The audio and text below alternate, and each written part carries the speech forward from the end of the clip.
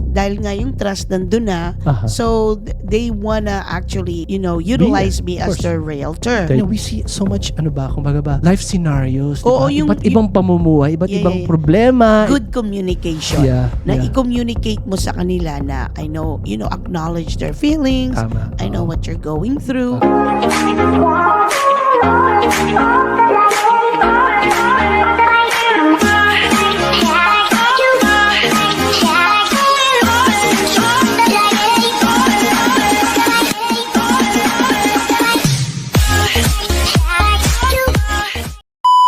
Hello everyone, this is Elizabeth Velasco from the Velasco team of Remax Gold, and this is Alvin Reyes once more with Supreme Lending. and welcome to our episode 40 of Bahay Pinoy sa Tate. Hello, Ate Elizabeth. Good morning. Good morning. Ito na naman tayo. I know it's a Sunday morning. Sunday morning. Grabe. Yes, oo. Teka muna, ano nangyayari dito? Bakit?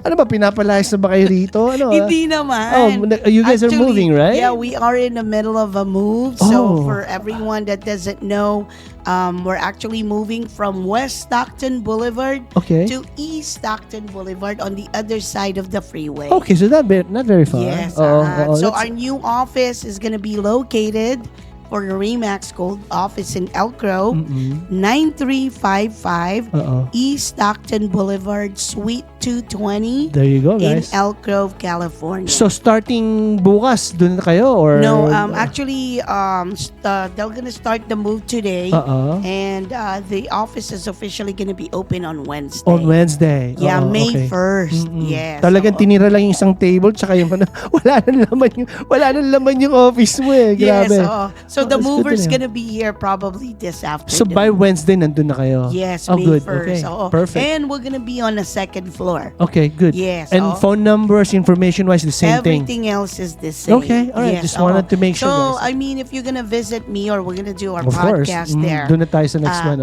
Yes. So, we have elevator, or you could take the stairs because since we're gonna be on the second floor. Beautiful. I really like the new office. Talaga? Why? Oo, Is it kasi, bigger or what's the deal? It's bigger and also I think not bigger. It's the same size. Pero I like, it has a lot of windows, so a lot of lights, bright, and then modern siya. Modern siya? Yes. Okay, good. So I'm excited. What about double wall? Kasi minsan pag nasa kliyente ka, rinig na rinig yung boses. No.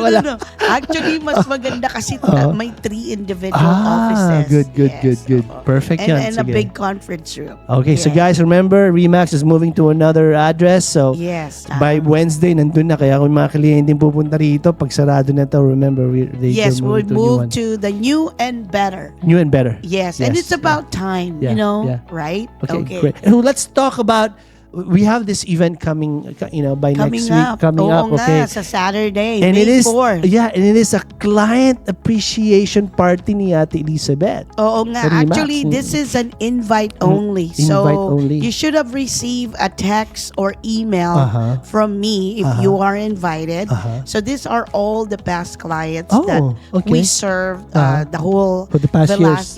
for the last 17 years. Okay. All the agents of the Velasco team. Nice. Clients is invited. So I hope you guys could make it. It's gonna be at the Tilted Mash Brewery. Tilted Smash Brew, yeah. Yes, And it's a pretty nice place, by the way. I've been there. Yes. Yeah. Di ba, Ganda. inocular natin. Oo. Nga, it's excited nice. ako kasi alam nyo ba? Oo. Di pala. Oo nga. Si Alvin ang sagot sa DJ at sa live band. Ako daw ang bahala sa entertainment, guys. That means kakain ako ng apoy, But anyway, no. What we're trying to say is that with this client appreciation, we want to make this fun for every client of yours. Fun. Yes, and well-planned natin Well-planned natin Talagang to. pinaghandaan namin sa aming mga kliyente that supported and helped us all throughout the year. And it's very nice of you to do this, Elizabeth. Yes, actually, it's really cool. it's very overdue na. Kasi we've been doing client appreciation event every year.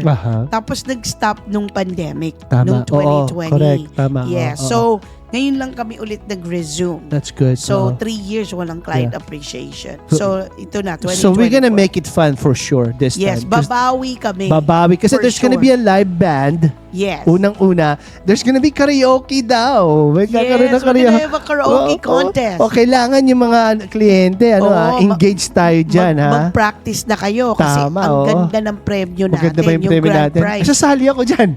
Hindi ka pwede. Okay. And then, marami daw palaro. Right? Okay, Marami tayong palaro. Meron tayong Games, right? games for the adults and Yes. games for the kids. And for everybody, actually, this is a kid-friendly. I know it's Yes, like it is. brewery, right? A beer brewery.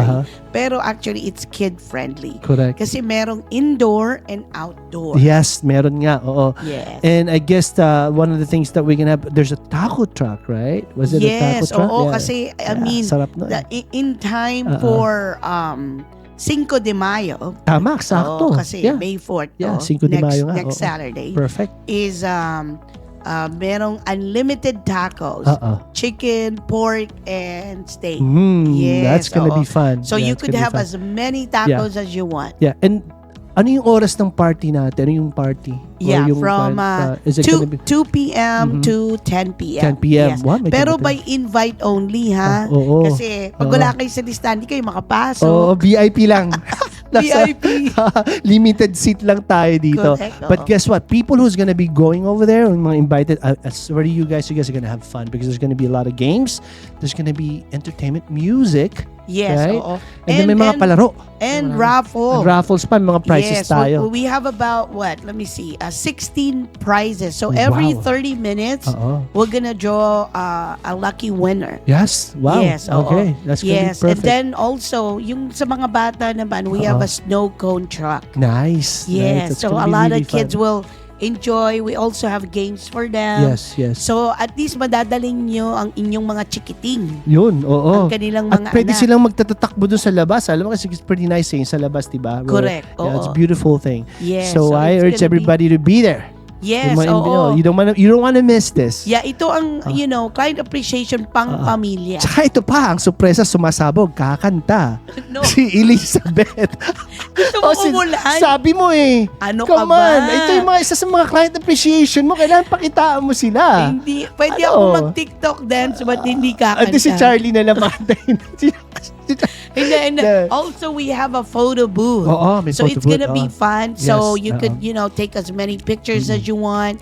I also elected to have like yung parang print video, print pictures that they could take with them. Yes. So That's pwede- nice. Yeah, so it's gonna be a lot of fun memories with your Definitely. family. And it's, I guess, we want you guys also engage, di ba? Hindi lang nandun tayo. Pero also, we want people sa entertainment kasi gusto rin namin kumanta yung mga tao, Oo nga. magsasayaw. Hindi kasi Pakantahin natin sila. sa karaoke natin, meron tayong second place, first place, Oo. and the grand prize winner. Grabe, may ano talaga. And it's going to be cash prize. May bagong kampiyon. No, cash prize. Cash prize. Yes, oo. Eh, sali ako dito. Parang naman. Parang may pambayad ako ng banda. Pwede. Hindi pwede. Okay, guys, remember, and this is gonna be on May 4th, right? Yes, Okay? yes. That's gonna be Saturday. Saturday from 2 p.m. to 10 p.m. Guys, be there or be square. It's gonna be fun. Correct. Now, since now we're talking about client appreciation. Hindi okay? ka muna, May tatanong muna ako Ano sa yun? iyo. Ano yun? Kasi since ikaw ang in charge doon sa ating Entertainment. entertainment, di ba? Sino bang DJ? Marami tayong DJ, may dalawa tayong DJ. Sino yung mga DJ? Si Joel tsaka si Mark. Si Joel at Oo, si Mark. oo. Marunong ba silang mag-DJ? Marunong talaga silang mag-DJ. Yung Hello. DJ ba nila, alam ba nila yung para mapasayaw yung mga Oo, crowd? ako naman. Oo This nga. is what they do. Okay, Oo. ayos. Kaya everybody needs to be there kasi magkakaroon ng line dancing, magkakaroon ng ballroom dancing, lahat ng dancing nando sa mga Okay, tugtugan. teka muna, Alvin. Okay, what about yung sa karaoke contest Yes, natin? what about it? Ano ba yan? Ano ba sila yung sa video, yung music nila o gagamitin nila yung band to do the karaoke? Both. What? Oo, pwedeng banda live kung gusto ninyo. Pwede rin karaoke. Teka muna, wait a minute. Oo. So paano kung yung halimbawa gusto nila itong song na to, hindi na practice ng band? Hindi, basta alam namin, titirahin namin yan. Okay. Marami naman kaming alam na kanta eh. Pero teka muna, also, mas maganda bang kumanta ng karaoke sa karaoke o sa band? Siyempre, mas maganda pag live. Live band. Kasi feel mo talaga. Ibig sabihin, Kasi yung band parang sinusundan yata yung singer, oo, right? parang ganon. And at the same time, pag naririnig mo yung talagang palo ng drums, yung tunog ng bass, mas alive na alive yung kanta. Lalo kang gumagaling. Para palang concert na to. Pa-concert talaga to. Ito na pasabog talaga. Kaya nga kakanta si Elizabeth. Bibigyan tayo ng isang number ni Elizabeth. Hindi nga pwede. Kasi malatang boses Oh, since, teka muna, ito parati ako niyayaya ni Elizabeth. Halbing TikTok tayo. Alam niyo naman ako, kumbaga ba ang katawan ko parang diretso lang. Kaya ano nga, nag-viral nga tayo doon sa 49ers? Kaya nga natalo. Pero, dito yung remember yung Bang Bang Liner gang na sinayaw natin? Bang Bang Liner pero gang. dito, sa client appreciation natin, ako ang hahamon sa kanya, magti-TikTok kami. Wow. Mismo sa stage siya. I don't care. Pronto, magti-TikTok tayo. Wow, talaga. Yeah, because we wanna, this is a client appreciation. We want every one over there to have fun. To have fun. Ito lang naman. It's all about having fun. And I want you guys to enjoy, join with us too as well. Diba? Correct. Ay, teka muna. Gusto mo bang malaman kung anong mga prizes? Pwede. Paano lang, tayo? Konting tip lang. Kung baga ba, pasabik lang. Ano ba? Pero alam, give me one or okay, two. I'll give you one. Sige. Yung, anong pangalan nito? Yung Shot Archives. Shot Archives. Sila ang magdo-donate ng big screen TV. Sus Mariosep, big screen TV. Talaga? Yes. Wow. Smart TV pa yun, ha? Oo, wow. I think it's 65-inch. Wow. And who is Smart Archive? Talk to me about them. Sino sila? Okay. Shot Archives Okay. Sila yung vendor namin na nag-sponsor na magbibigay ng big screen TV. Wow. Sila ginagamit namin sa photography, videography, 3D Matterport, floor plans when we have a listing that you know when we sell houses. Yeah. Shout out to you guys. Thank you. Brandon Miyazaki. There you go. Yes. We'll see you there. And then we also have, a lot of actually vendors that's, sponsoring us like roof checks. Yes. We have June Reynantes from Farmers Insurance. Of course. We also have Rodney, New American Funding as well, right? Rodney from Friend New of mine. American Funding.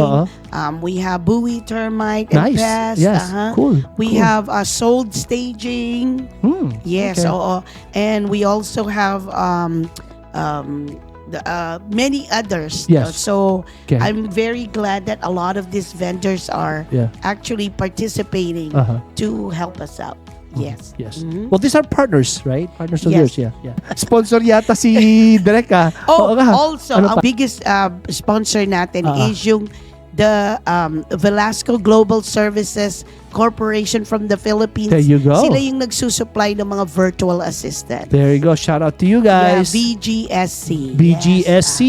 Yes. So if you need virtual assistant, definitely contact So this means one thing, sir. Not only you're gonna have fun, not only you're gonna enjoy, you're gonna get some prizes as well. Ano pang gusto nyo? Isara nyo na yung May 4, be there or be square. Yes, at dalhin ng buong pamilya. Dalhin ng buong pamilya, for sure. It's gonna be a lot of fun.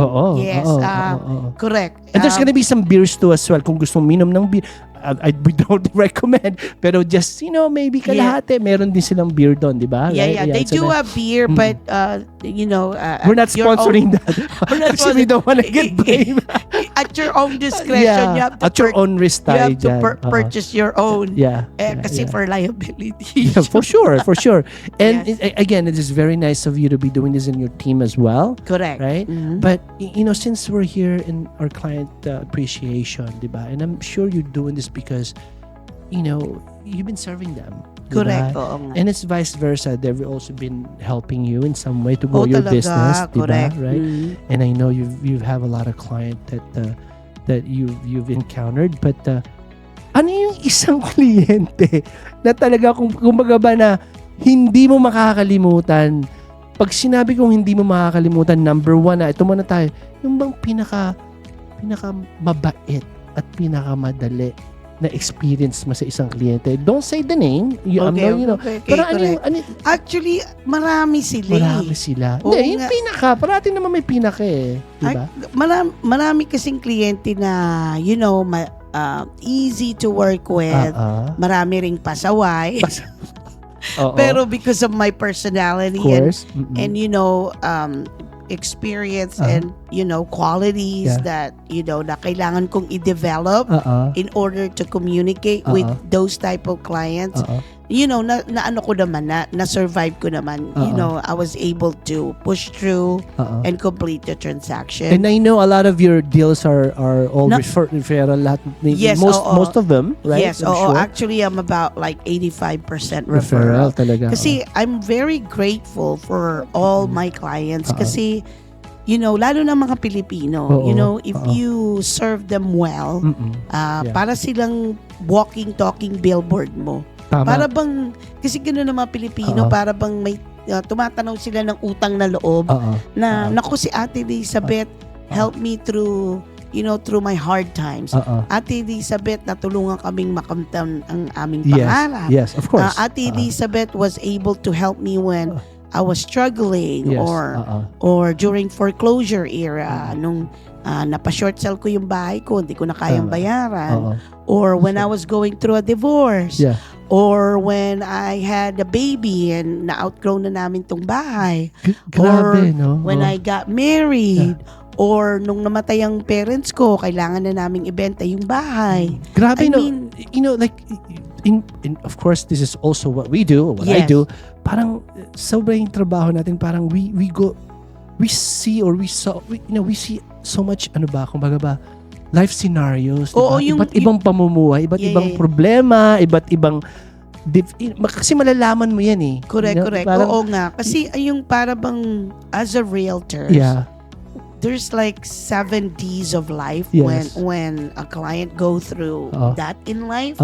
And minsan nagiging parang part ka ng instrument through that transition. Nagta-transition sila. And they're very emotional.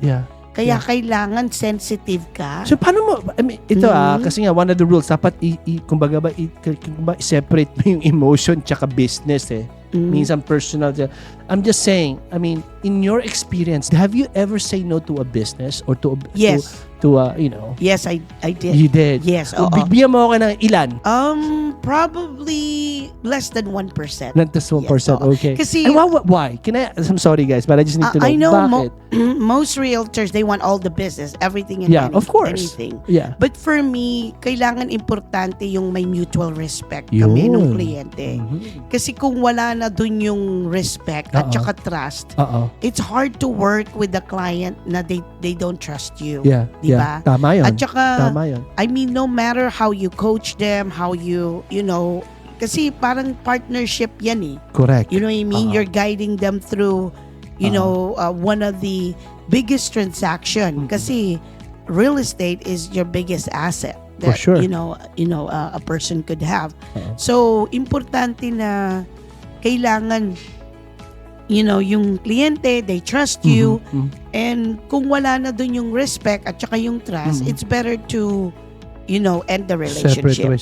Teamwork talaga yan eh. Kailangan both ways talaga. And maybe we're not a good fit. Beautiful. That's another thing, diba? So I've done, definitely. I've said no to businesses for sure. Tama. Kung hindi kami right fit ng kliyente. Okay, let's talk about open houses. Because I know you do a lot of open houses, you have listings. Yes, right? yes. Over the years.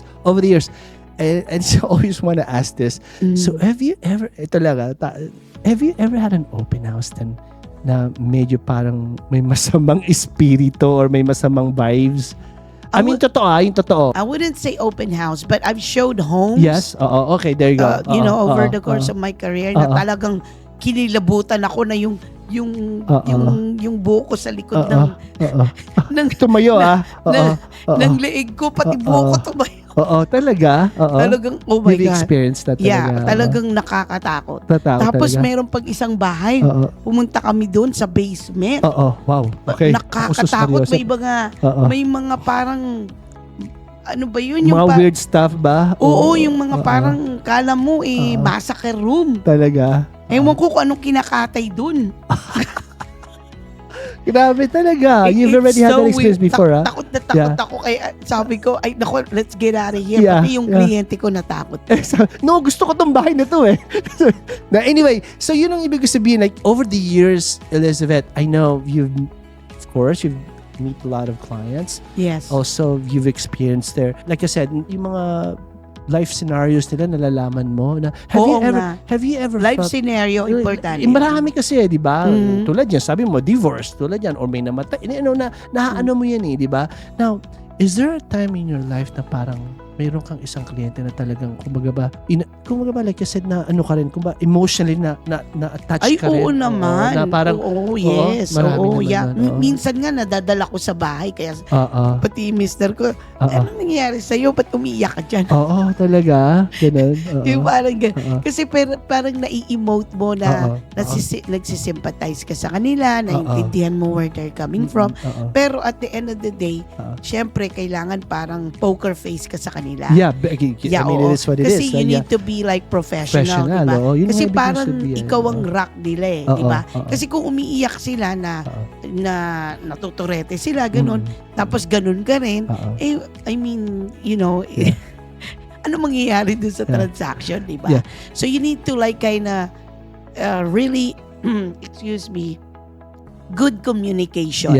I-communicate mo sa kanila na I know, acknowledge their feelings. Tama. I know what you're going through, ganito, ganyan. But, this is, parang kailangan mo silang itawid. Tama. Itawid para yung gusto nilang mangyari in order for them to move on and move forward. Matulungan mo sila. Correct. And at the same time, sensitive as well. Yeah. Kasi mahirap naman na puros business. Tama rin, diba? Kasi tao rin yun, di ba? May buhay din yun. Which is, that's what really, I think, really separates you as well, Elizabeth, is just because nakikita ko naman yung how passionate you are sa kliyente. Oo, yes. Pero nakita ko na rin siyang, trust me, I know, right? Pero, I mean, minsan, parang nga kung ano tawag dito, parang may different personality. Oo. Si ba yan? Come on. Anyway, I'm just telling you guys kasi si Elizabeth naman kasi we've I think mga almost a year and a half na kami magkakilala, right? Yes, oo. We've been, and it's really not even about the business anymore. She is a friend to me. Yes. And I've become, I've learned how, I've learned to know her and the family as well. Pero like I said, I'm also blessed na nakilala ko siya kasi to me parang I've gained a friend not only in what I do in my business, but also I'm learning a lot in life too as well. I'm learning a lot from her. This podcast that we do, it's fun kasi minsan nag-uusap kami ng ganito It makes it more fun pagka meron ka nakakausap na. At saka may nadidiscover ka sa tao. Lagi yan, di ba? Yung thought process nila, di ba? So sobra. Pero let's move forward dito sa client appreciation mo. So, with this client appreciation of yours, let me just ask you a question. Sa mga kliyenteng pupunta dito, right? Yes, so, how far ang mga kliyenteng, sinabi kong how far, actually, I invited everyone and anyone. Pati nga yung mga tiga out of state ko Sus, Mario. In-invite ko sila. Huwag mo sabihin libre ticket din na mapunta dito, ha? Hindi kasi malay mo, they're in the area. They're visiting. Diba? It's an excuse for them to visit a family, diba? So, I mean, of course, majority of my clients are here in the Sacramento region, Elk Grove, Sacramento, Roseville, El Dorado Hills, Rancho Cordova, West Sacramento, Carmichael, Fair Oaks, Galt, Stockton. So everywhere. Lathrop, Tracy. Good. And also the Bay Area. Nice. Kasi ganito, originally I'm from the Bay Area. You're right. So most of my sphere of influence and also family ko. Yeah, that's where you started. Family ng mister ko doon nasa lahat. Bay Area. Correct. So of course, dahil nga yung trust nandun na, so they wanna actually utilize me as their realtor. There you go. So that's why I also serve Bay Area. And we do have an agent, under the Velasco team na nasa Contra Costa County and Solano County. And also, guys, her team will be there, right? Yes, yung mga team ni Ate Elizabeth. Correct, and there's such a beautiful and nice people as well. Yeah, so everybody from, out of state to San Francisco Bay Area, the whole entire Sacramento region, there you go. Clients of the Velasco team is invited. Yun. Yes. So guys, don't forget, May 4, Yes. Okay, B Square will be there. If you got the invite, please make sure you RSVP. You snooze, you lose. Sayang mga premyo. Yes. Mga prizes, oo nga. di ba? And this is gonna be a good family day for you. There you go. There you go. Okay. Tamang-tama pagka after activity ng mga bata, tuloy na sila doon. Huwag niyong kalimutan, don't miss this, kakanta si Elizabeth. Hindi, Ito sino man sa inyo ang gustong mag-TikTok dance sa akin, Yun. let me know. Just text me and we'll do a quick hamon to. TikTok Let's dance. do it. Let's do it. Okay. Thank you everyone, and I hope we'll see you there, and we'll see you on the next episode of Bahay Pinoy sa Tate. Thank you Follow and everyone. subscribe, guys. Bye-bye. Bye-bye.